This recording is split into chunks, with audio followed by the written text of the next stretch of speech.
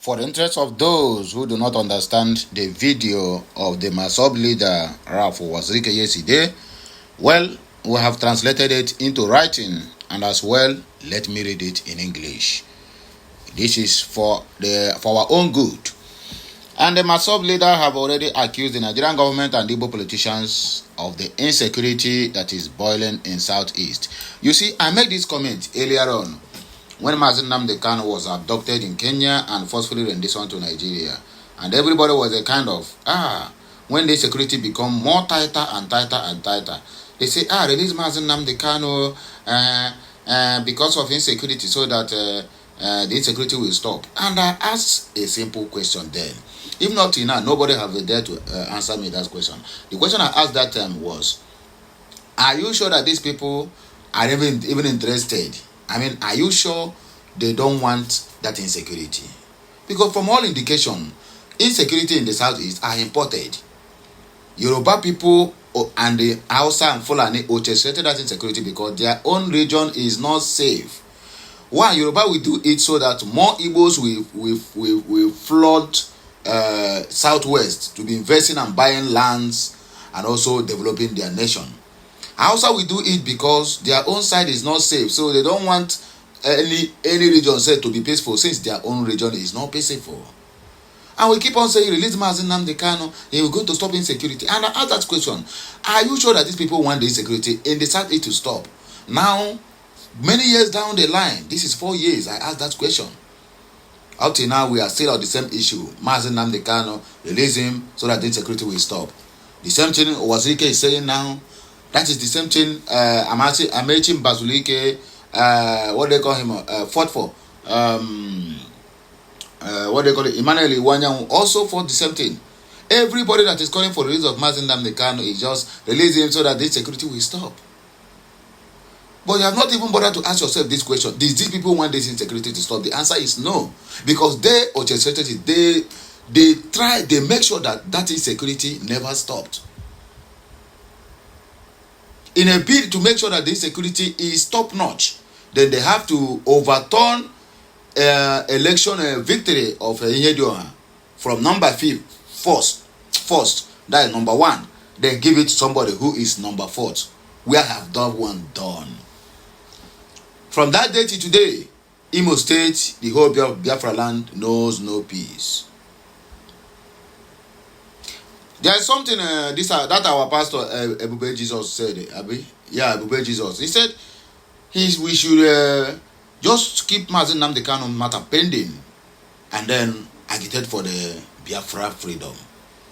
You know, I brought that video to my platform. A lot of people even call him names. You're going to say that? Then who is going to be on the forefront?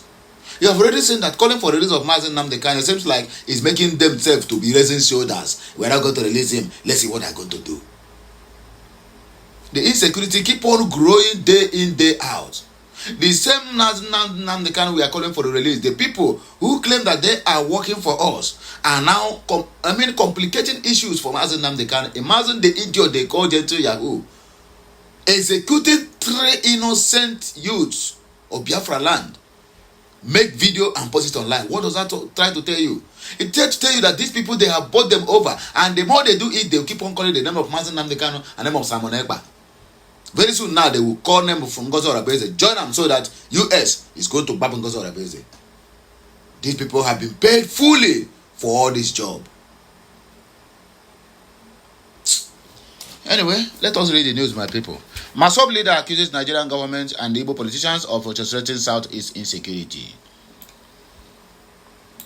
In a scattering critique that has reignited debates on ethnic tensions and governance in Nigeria, Ralph Wazirike, the founder and the leader of the movement for the actualization of the sovereign state of Biafra, Masob, has accused Igbo politicians and the Nigerian federal government of deliberately exacerbating insecurity in the Southeast region. Wazirike's statement delivered in a recent public address highlight what he described as systematic bias, ethnic hatred, and targeted aggression against pro-Biafra agitators, drawing stark comparisons to the treatment of other agitating groups. Owazirike, a long-time advocate for Biafra self-determination, questioned the narrative propagated by some quarters that attributes the ongoing violence in Southeast to groups like the indigenous people of Biafra and the Eastern Security Network. He countered by alleging that the Nigerian government, under the influence of figures associated with P2B, a prominent Igbo politician and former presidential candidate, has been responsible for the deaths of innocent MASOB members, according to Owazirike. These victims were killed and their bodies dumped in Ezu River, a claim that underscores his assertion of state-sponsored atrocities against peaceful agitators. The irony is glaring, Owazirike stated, emphasizing a perceived double standard in how insecurity is handled across Nigeria regions. He accused Nigerian politicians of intentionally setting the Southeast on fire by targeting innocent Biafra agitators while treating members of Boko Haram, the Islamist insurgent group responsible for thousands of deaths nationwide, with undue leniency. They are treated like kings and queens, he lamented, pointing to what he views as a deliberate policy of favoritism that ignores the devastation wrought by the northern-based group in favor of suppressing southern Biafra peaceful moments. But let me quickly pause here to make this comment. In Ralph Owazirike's exposition, the video I brought yesterday, he called out P2B, how he murdered MASOB members and dumped their bodies in Ezu River. Yes, he called many figures, yes. But let us take it in this dimension. Is him calling P2B now? Because this video, why not make this video long time ago? Is it now that you see that people are praising P2B, that they want to make him the president of the zoo? Now you are bringing this controversy. I am beginning to think now that even this Owazirike now have been bought over, so that he's going to denigrate P2B the more. Because you cannot tell me that a kinsman, or rather, let me put it that way, P2B is running for presidency, but no any figure, any high-profile figure in the Southeast that is supporting him. And tomorrow, the same people will come out and say they are being marginalized. While others are busy supporting their own, they are busy denigrating their own. So let it not be what I think, that they have paid him now to make sure that he bring the matter of P2B to the public domain, so that they'll begin to tweet about it and then use it against him in his political arena. We all know that October 20 of 2020, the massacre of NSAS protesters in Lagos to Lekki Toll Gate, it's been orchestrated by Tinubu. But have any Yoruba man since then come out today to mention that? At least if anybody can be able to come out now and mention that to the hearing of everybody, the internet will be on fire. And then Tinubu's chances of continuing his presidency in 2027 will be slim. But have you heard it from any Yoruba man? Do you know how many people that have been murdered on that day? Do you know a lot of people still having bullet injuries in hospitals? A lot of people who cannot afford to pay for surgery to remove AK-47 bullets in their body. They are still living with it today. Who off the light? For we all know that who is in charge of that Lekki Toll Gate is Tinubu. He was the one he further ordered to off the lights completely before the military began to shoot on the peaceful protesters. Have anybody since then till today, that matter have died like a wildfire? The question there now, I didn't say what Owazirike is saying is not true. The question there now is, why bringing this matter and calling the name of P2B into it?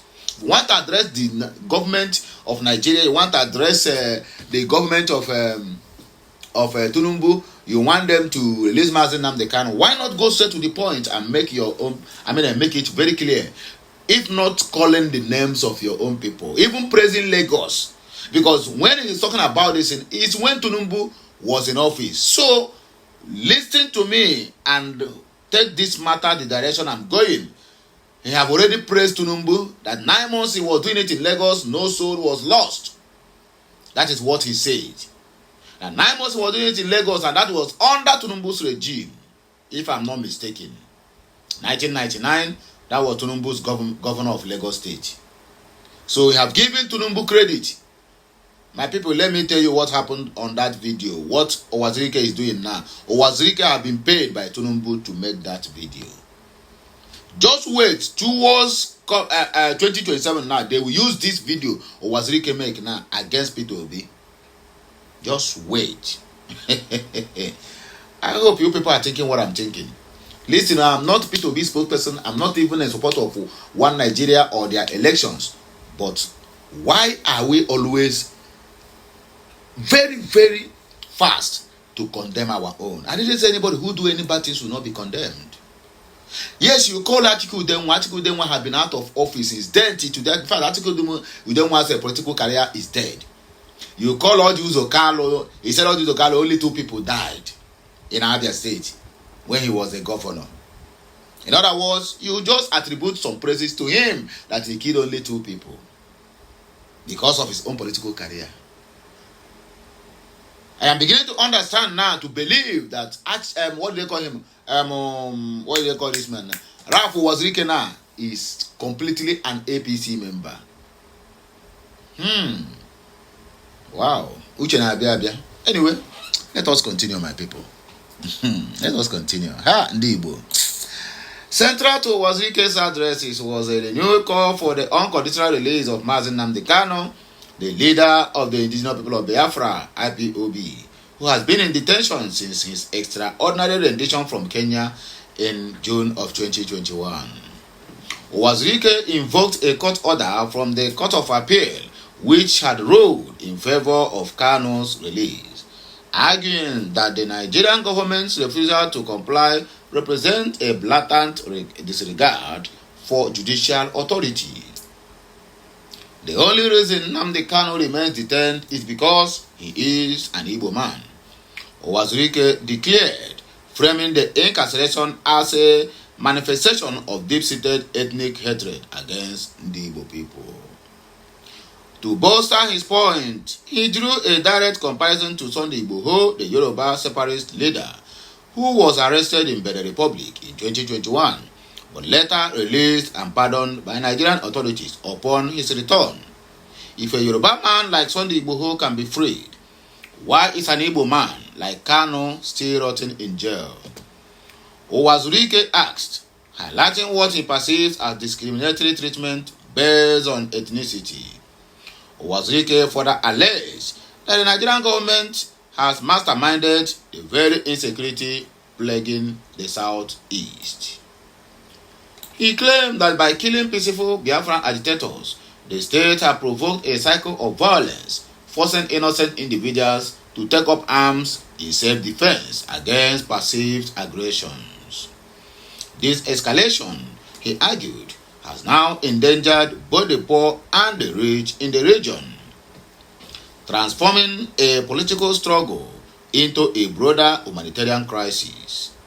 The government sows the seeds of chaos, and now no one is safe. Owazirike warned, urging a cessation of hostilities and a genuine dialogue to address the root causes of agitation in the southeast.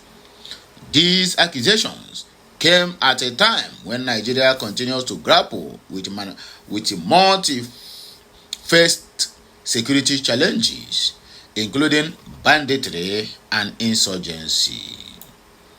The southeast, historically the heartland of Igbo people, the site of the 1967 to 1970 Biafran War, has seen heightened tensions in recent years, marked by IPOB requests for referendum to be conducted so that the Biafran people will determine their continued existence in Nigeria. Owazirike's remarks, while echoing long-standing grievances from Biafran group, risk further polarizing public opinion and straining relations between the federal government and regional stakeholders. Neither the Nigerian government nor representatives of P2B have issued an immediate response to Wazirike's direct accusations as of this article by Family Writers Press International. However, the statement underscores the persistent undercurrent of ethnic divisions that continue to challenge Nigeria's unity more than 6 decades after independence, as calls for Kano's release gain renewed momentum. Observers will be watching closely to see if this latest outburst from Masob prompts any policy shift or judicial interventions. For context, Masob was founded by Wazirike in 1999 as a non-violent movement advocating for Biafra independence, though it has faced repeated crackdowns from authorities. IPOB, led by Kano, had been proscribed by the Nigerian government, a designation that Kano and IPOB vehemently contested. America and the rest of the world has also rejected this prescription, citing that IPOB is a non-violent group and have not engaged in any activities that warrant the designation as violent organization. The U.S. has implicitly questioned the legitimacy of Nigeria's 2017 designation of IPOB, viewing it as a heavy-handed response to political dissent. The comparison to Boko Haram and Sunday Igboho highlights ongoing debates about equitable applications of justice in a multi-ethnic federation. This development serves as a reminder of the fragile balance Nigeria must maintain to foster national cohesion amid diversion aspirations. Whether Wazirike's voice will catalyze meaningful change or deepen divisions remains to be seen in the coming days. Anyway, my wonderful people, now here we go take back break. On I go hear our voice again. When we come back, please like, share, comment, and make sure you keep subscribing to this channel for more interesting videos. Let me know what you think concerning this message at the comment section of this video. Do you literally believe with you Wazirike or not? I will know when you comment at the comment section. So have a nice day, and may the good Lord continue to bless us all. Kimisiano, my people.